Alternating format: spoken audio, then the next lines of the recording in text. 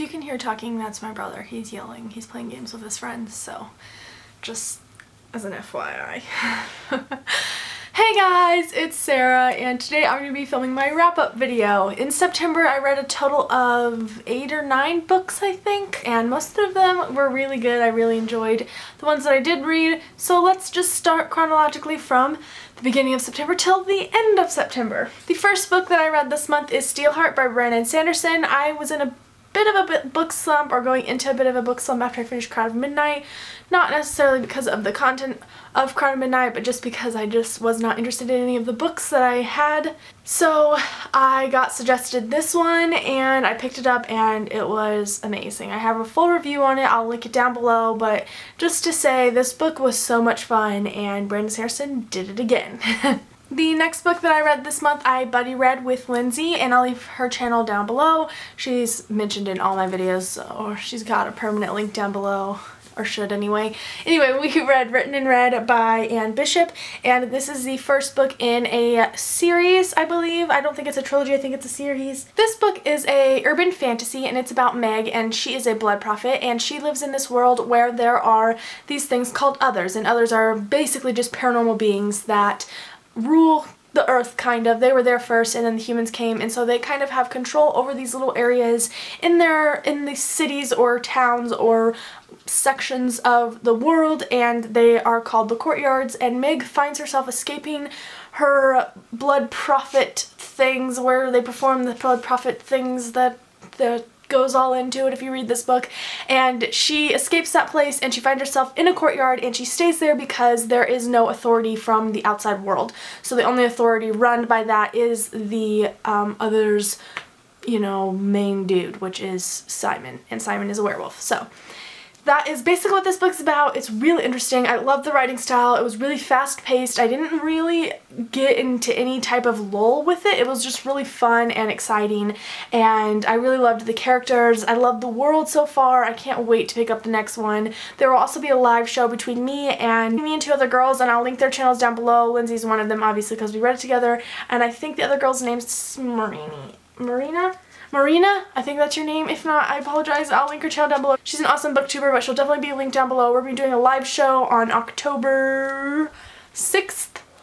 In my video it says October 4th, but I'm pretty sure it's the 6th. It's the Saturday, first Saturday in October. And we'll be having a live show then, so stay tuned for that. And yeah, I'm really excited. It'll actually be on my channel, so check that out. And yeah, that's all I have. This is also on Book Outlet for $5.99 in hardback in case you wanted to go pick it up.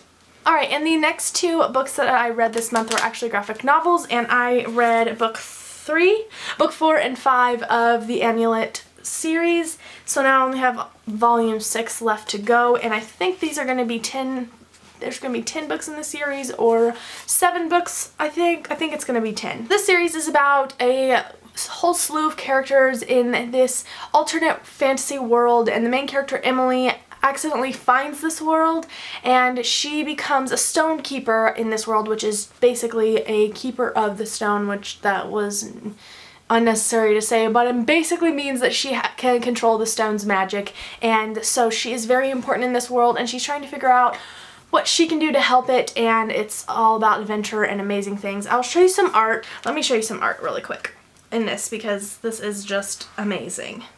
Amazing. Here is a quick glimpse into what this art is. This is actually a dream, so the colors are not as vibrant. Let's see if I can find another one. Here's another one with the art, and it is amazing. I'm serious, this art, it speaks to me. It is so gorgeous. I love everything about it, and I cannot wait to get, my dog is barking, my hands on the 6th one. I have it, and I'll be reading it in October, and I'm so dang excited. If you guys have a chance to pick up this series, go pick it up. I ended up giving both of these a 5 out of 5 stars just because I enjoyed them so much, and yeah. Also, I gave Written and Read 5 out of 5 and Steelheart 5 out of 5 stars too, so it's a 5 out of 5 star month. The next book that I read this month is probably one of my favorites of the month. It was so freaking awesome, and I loved it to death, and that is Crest by Marissa Meyer. This is the 3rd book in the Lunar Chronicles series.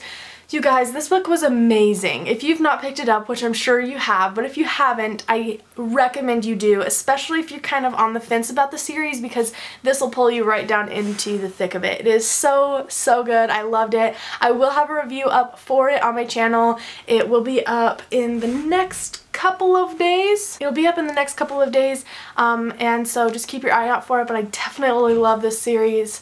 I definitely love this book. I gave it a 5 out of 5 stars. Best one in the series so far. The next book that I read this month was another buddy read, and I read this book with Rachel from Rachel Taylor and Lindsay from Lindsay Ray. Yeah. Anyway, Lindsay and Rachel, and we also did a live show for this, which I'll link down below in case you were curious about it or if you wanted to check it out. But we read Winter's Curse by Marie Rotowski, and this book is about Kestrel, and she lives in a very big empire, and she is part of a culture that enslaved another culture, and she is a general's daughter and very important in this world. She ends up going to an auction by accident and purchasing a slave. Slave is, I'm not going to tell you much about the slave, but he is different than her, and she's curious, and she can't help herself but buy him. That sounds so wrong. Anyway, we did a live show on this book, and I really love this book. I gave it a 5 out of 5 stars, I think, or 4.5 stars. I was leaning, but I rounded up to 5 out of 5 on Goodreads. I love the slight fantasy in this. Definitely lots of atmosphere and lots of character development. Not so much world building, but I'm curious to see more in the next coming books. I believe this is a trilogy, and I'm just really excited for it, and yeah, it was really good. Like I said, we did a live show where we fleshed out the whole thing, like the whole ending, because we didn't talk about the ending before we did a live show, so we fleshed out the whole ending and our takes on some characters and things like that. So if you are curious about more of my thoughts and of Rachel and Taylor's thoughts, Rachel and Lindsay's thoughts, then I'd highly recommend going watch that live show. But yep, that's pretty much all I have to say about this one. It was good. And the next book that I read this month is a chick lit book, and this was my pick from Lindsay. We have this ongoing thing where I read one of her favorite books and she reads one of my favorite books, and we kind of, that way we can kind of see what we like and what we don't like, and so we can both experience our favorite books. The book she picked out for me was I've Got Your Number by Sophie Kinsella. This is a chick lit novel, and I have never read a chick lit novel besides Attachments, which I don't necessarily think counts because it's told in a guy's point of view. And also I read some Nicholas Sparks books, but anyway, that's besides the point. This book about Poppy, and she loses her engagement ring, and she also loses her phone, all in the same night. And she had given her number out to everybody to try to get her wedding ring back. They all have her number, so she finds this phone in a trash bin, and she takes it out and she claims it as hers, and it is actually a corporate phone. So she has to share that with the owner of the phone, which is Sam Roxton, who's amazing and I love him to death. And she shares this phone with Sam for a long time, for a little bit, while she tries to find her ring, and all the things in her life are going a little bit crazy and insane, and she's about to get married, and she just, I don't know, it's very dramatic, very fun to read. I'll also have a review up for this. I've already filmed it. I just need to edit it and upload it, and so I will have the review up, but I really did enjoy this, especially coming from somebody who does not read a lot of chick lit. It was really good, and I highly recommend, if you've not picked this book up, pick it up. Read exactly like a romantic movie, like a romantic comedy movie, and it was a lot of fun. So I gave it a 4 out of 5 stars, I think, or maybe it was a 4.5. I can't remember. Alright, the last 2 books that I read this month were on my Kindle. The first one being Deacon by Kristen Ashley. This is a new release by her. It's the 4th book in her Unfinished Heroes series, which is a very good series, especially if you like the more dark romantic type of books, more along the lines of 50 Shades of Grey, where they're dark and they're heavy subjects and they're usually something psychological going on, and they have a little more of a higher sexy times stuff in it. So if that is something that you are thinking about picking up, then I definitely pick up this series. I also did a video all about Kristen Ashley's books, which I'll link down below if you are curious about anything Kristen Ashley. But anyway, moving on. Deacon is about, well, Deacon. And he is a very, okay, it is about Deacon, but it's also about Cassidy, and Cassidy is a woman who wants to follow her dreams, and she moves to the Colorado mountains and takes control of a lodge, a cabin lodge type thing, where there's a bunch of different cabins and she rents them out, that type of thing. And she's just up in the Colorado mountains, and she's just minding her own business, and Deacon comes and stays at her cabins like every single month or so, every once in a while, but he's usually always there. and she just has this like faraway relationship with him where he doesn't really allow any type of opening at all, and she just kind of likes him from afar, and then things happen where they kind of get together. And this is definitely a book that's all about a relationship. There's not really much else to it. It's about a guy who is pretty messed up and had some pretty bad things done to him, and a girl who is following her dreams and would love to help him fix those problems and take those problems on and help him find his way. And I really enjoy these stories. They're one of my all-time favorites, and Kristen Ashley does it beautifully. I'll also have a review up for this, even though I talked your little ears off about it, but I'll definitely have my review up because it is filmed.